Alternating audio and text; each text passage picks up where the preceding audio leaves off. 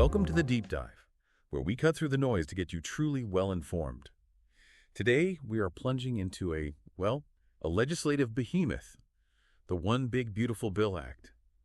And this isn't just a bill, it's really a monumental piece of reconciliation legislation, designed to reshape pretty significant parts of our economic and social landscape.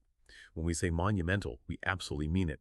This single bill hits everything. I mean, from how we grow our food, manage energy, to how we pay taxes, get health care, defend the nation, even how we save for education.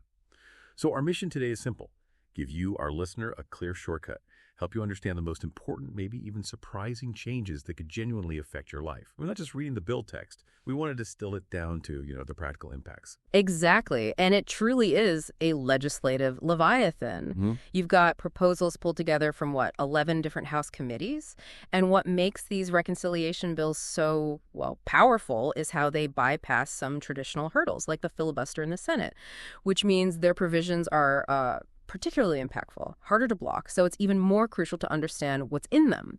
Our job today, then, is to cut through that complexity, highlight those nuggets of knowledge that really matter to you. Okay, let's unpack this then, starting with some surprising changes, literally in our fields, and then moving right over to your finances. Seems like there's some significant shifts coming, both for agriculture support and maybe your tax bill. Absolutely, yeah. One area seeing some notable modifications is SNA, the Supplemental Nutrition Assistance Program. The bill changes the general work requirements for able-bodied adults without dependents, basically. Now it covers individuals between 18 and 65. That age range used to be 16 to 59. Okay, 18 to 65, so widening that requirement. Right. What if you're a parent? How does this specific change affect, say, your household? Well, there's a key exception that's been updated.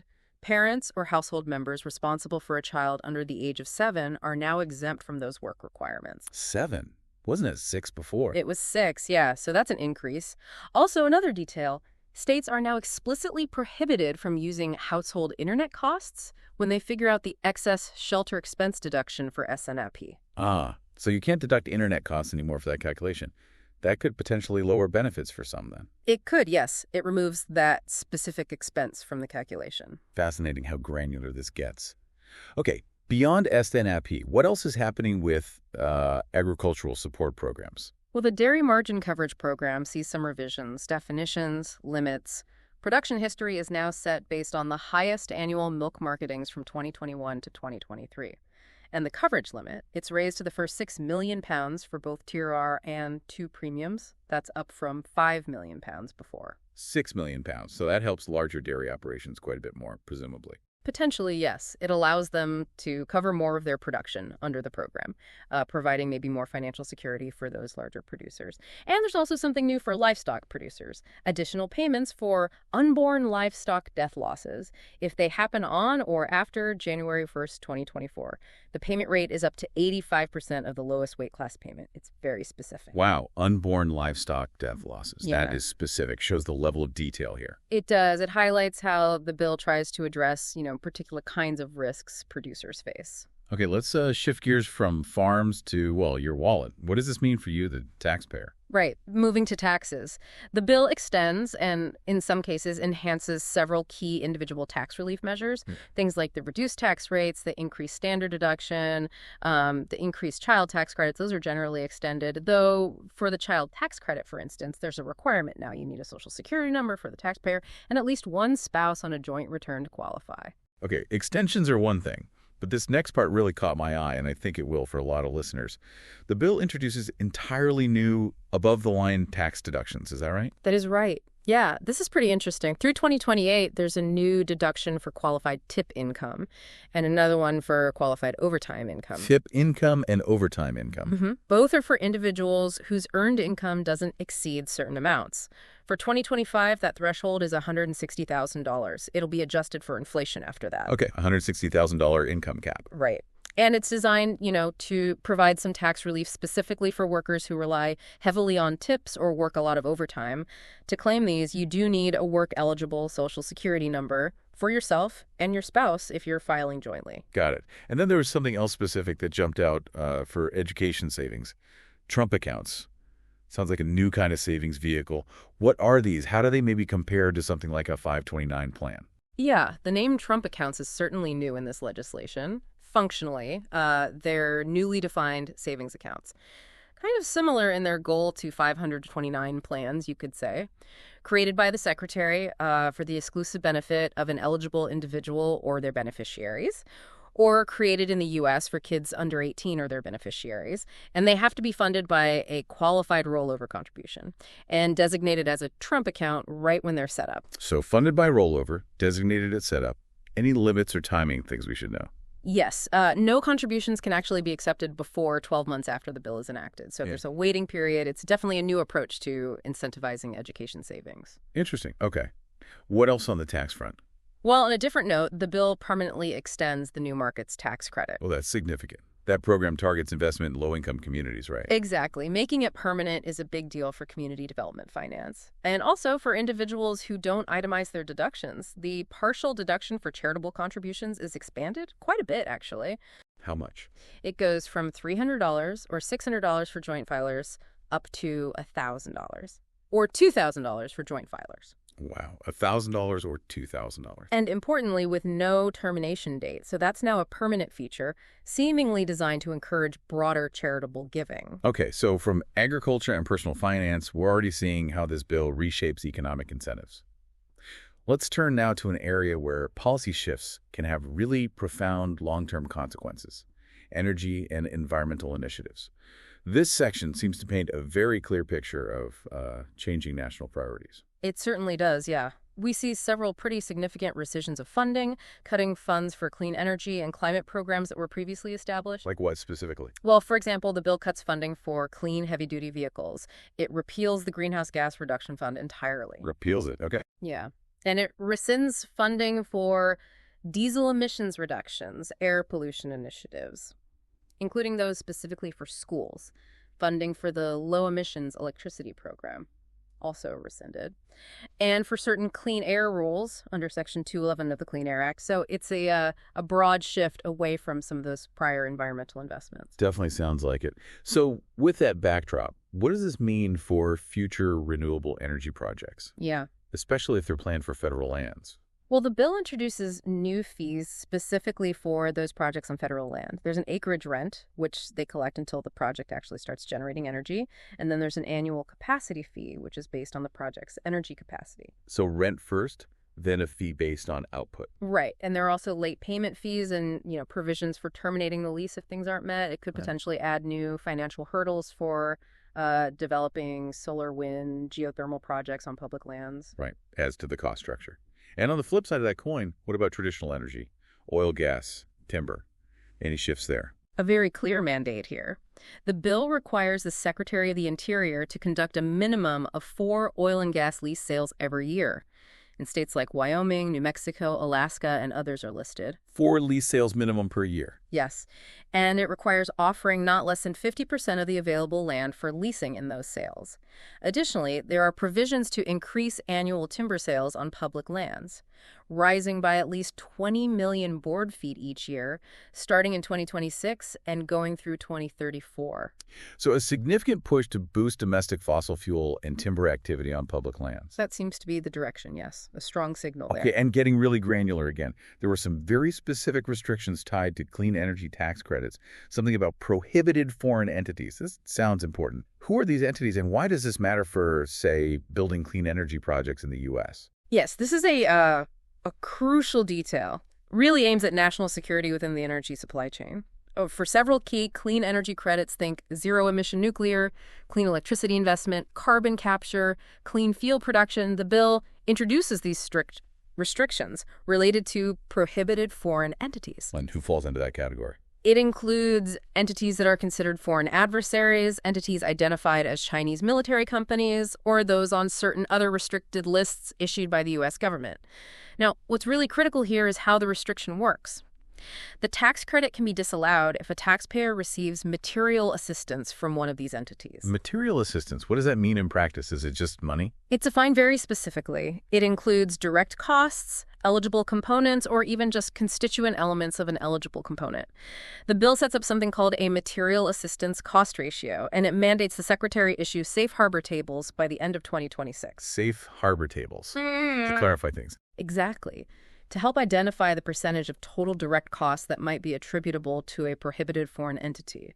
The goal is clearly to prevent circumvention, to make sure critical clean energy supply chains aren't overly reliant on or influenced by adversarial nations. So it's not just about who owns the project, like the developer, Right. but who provides the actual parts and materials. Yeah. It's really a supply chain focus. Precisely. It's about securing that entire chain.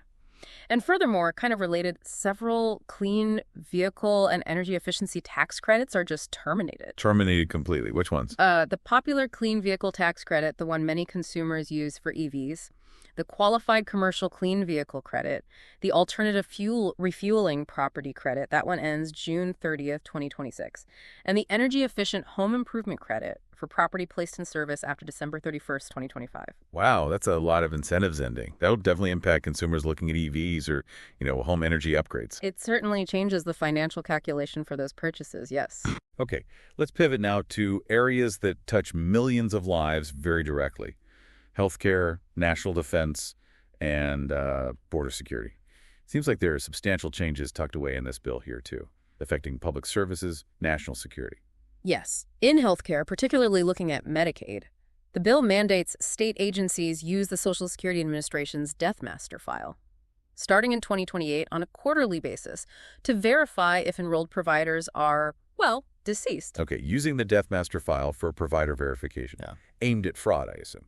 That's the stated goal, yes, to reduce improper payments. It also requires states to redetermine Medicaid eligibility every 6 months.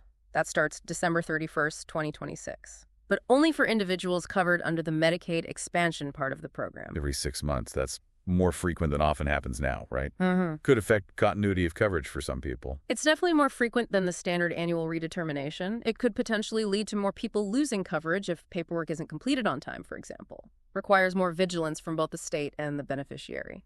Okay, this raises another question about Medicaid. What about community engagement requirements? I saw mention of that. How will those impact recipients? Right. The bill requires states to establish these community engagement requirements for certain Medicaid enrollees. This generally means things like work, education, job training, or maybe volunteer activities. States need verification procedures and a system to notify people if they're not meeting the requirements. Are there exemptions? Yes, there are exemptions. For individuals under 18 or over 65, those determined medically unfit pregnant women. Also, parents of young children, defined here as under 14. And certain Indigenous persons and veterans are also exempt. Under 14 for the parent exemption. Right. And importantly, these community engagement provisions, it cannot be waived through demonstration projects like Section 1115 waivers. So states can't easily get around implementing them. Makes them a pretty firm requirement. Seems so, yes. Another notable change in healthcare. The bill prohibits federal Medicaid payments for 10 years to certain nonprofit healthcare providers, specifically those that primarily offer family planning services and abortions, with standard exceptions for rape, incest, or life endangerment. This applies if they received over $1 million in combined federal and state Medicaid payments back in fiscal year 2024. A $1 million threshold and a 10-year prohibition. That could significantly impact the funding and operations of those specific providers. It very likely would, yes, for those that meet the criteria. Okay, turning now to national security and defense. What does this bill mean for our armed forces, military readiness, that sort of thing? The Department of Defense receives substantial additional funding for fiscal year 2025 under this bill. For example, there's $590 million to increase the temporary lodging expense allowance TLE up to 21 days for certain service members. Okay, more lodging support during moves. Right. Helps with relocation costs and finding housing. There's also $100 million for DoD impact aid payments that goes to local school districts that serve a lot of military families. Boosting resources for those schools. Yeah. Makes sense. And then there's significant funding allocated for specific military capabilities, like $400 million to accelerate hypersonic strike programs, $167 million for more launches for Army medium-range air and missile defense, $500 million for expanding defense advanced manufacturing techniques. So investments in really cutting-edge military tech and domestic production. Exactly. And readiness. There's also a large chunk, nearly $1.1 billion, specifically for enhancing the capabilities of the U.S. Indo-Pacific Command. Wow, $1.1 billion just for Indo-PACOM. Yes, including for exercises and operations specifically noted in the Western Pacific area. It clearly underscores a strategic focus on that region. Understood. And our borders. Okay. Always a major topic. The bill allocates significant funds there too, correct? Absolutely. Significant funding for border security. It provides $10 billion to a specific fund within DHS, the State Border Security Reinforcement Fund. And that money remains available for quite a while until September 30th, 2034. $10 billion over 10 years. What's it earmarked for? Qualified expenses, things like border wall construction, technology for detecting illicit substances like fentanyl, and interdiction of unlawfully present aliens. So a substantial long-term investment in border enforcement and infrastructure. That appears to be the intent, yes. There are also new fees related to immigration processes. The Attorney General is authorized to collect fees for applications for waivers of inadmissibility. Those are needed to overcome certain grounds for being denied entry or a visa, and also fees for appeals of DHS decisions within the immigration court system. How much are these new fees? For fiscal year 2025, the waiver application fee is set at $800, and the appeal fee is $900. And both of those amounts are subject to annual inflation adjustments going forward. Okay, $800 and $900 starting points. Those fees will directly impact individuals going through those specific immigration processes. Yes, they represent new costs for those applicants and appellants. All right, moving towards our final segment. From student loans to how we travel, this bill really does touch on even more aspects of daily life. Let's explore some of these final, but definitely no less impactful changes. Okay, starting with student loans. Beginning July 1st, 2026, the maximum aggregate amount for federal direct unsubsidized Stafford loans increases. For graduate students, it goes up to $20,500 per academic year. And for professional students, think law, medicine, it increases to $50,000 per academic year. Wow, $50,000 a year for professional students. That's a pretty significant increase in available federal loan funds for higher ed. It is. It allows for substantially more borrowing at the graduate and professional level. The bill also modifies income-based repayment plans, though the specifics would require a deeper dive than we have time for. And it delays the effective date of certain provisions related to closed school discharges when students can get loans forgiven if their school closes. That's pushed back until July 1st, 2035. Okay, delays relief for some borrowers in that situation. Potentially, yes. It delays when those specific discharge rules take effect. Now, interestingly, the bill also establishes something called a Workforce Pell Grant. Workforce Pell Grant. How is that different from a regular Pell Grant? It's designed for eligible students enrolled in eligible workforce programs that are shorter than a traditional academic year. Think short-term certificate programs, vocational training. It allows for prorated grant amounts based on how long the program is, so it aims to support that kind of short-term skills training. Okay, that sounds like it could open up Pell Grants to new types of programs. It could. However, there's a flip side. It also introduces programmatic median earnings thresholds, meaning an educational program could actually lose its eligibility for all Pell Grants, regular and workforce, if its graduates don't meet certain earning standards after completing the program. So it ties Pell eligibility for the program to the earnings outcomes of its graduates, trying to ensure ROI for federal funding. That seems to be the goal, yes. To ensure programs getting federal student aid are leading to demonstrable career outcomes measured by earnings. Okay. Shifting gears again, what's happening on the transportation front? I heard something about fuel economy standards. Yes, a very significant item here. The bill nullifies two final rules from NHTSA, the National Highway Traffic Safety Administration. These rules relate to CAFE standards, corporate average fuel economy. Nullifies them. Yeah. They're just gone. Essentially, yes. It means the increased CAFE standards for passenger cars and light trucks, the ones for model years 2024, 2026, and the ones set for 2027 and beyond. Those standards, published in 2022 and 2024 respectively, are now voided by this bill. Wow. That's a huge reversal for automotive regulations. It basically rolls back those recent efforts to push for higher fuel efficiency across the board. It effectively does, yes. It removes those specific mandates for increased fuel economy, which will likely impact manufacturers' plans and potentially the mix of vehicles available to consumers down the road. A really big shift for the auto industry and, environmental policy related to cars. Yeah. Okay, what else is noteworthy in this incredibly broad legislation? Any other sort of standout items? Well, a couple other things. The bill includes funding of $40 million for the National Endowment for the Humanities for fiscal year 2025, specifically to procure statues, as described in some previous executive orders, related to building monuments to American heroes, part of the Garden of Heroes initiative. Okay, specific funding for that cultural project. Yes. And one more extension to mention, the Radiation Exposure Compensation Act, or RECE. That program, which compensates individuals exposed to radiation, often from nuclear testing or uranium mining, is extended again, this time until December 31st, 2027. Extended to the end of 2027. Right. It had a previous extension in 2022. This pushes it out further. It also expands the scope of eligible diseases. It now includes renal cancer or any other chronic renal disease for certain minors. And it provides some additional definitions for affected areas for claimants. So critical, expanded support for those individuals suffering from radiation exposure, particularly in certain regions. Exactly. It broadens eligibility and keeps the compensation program running longer. So, wow, what does this all mean? We've just navigated quite a deep dive into the One Big Beautiful Bill Act. And it is absolutely clear this legislation lives up to its name, at least in terms of its breathtaking scope and its potential impact.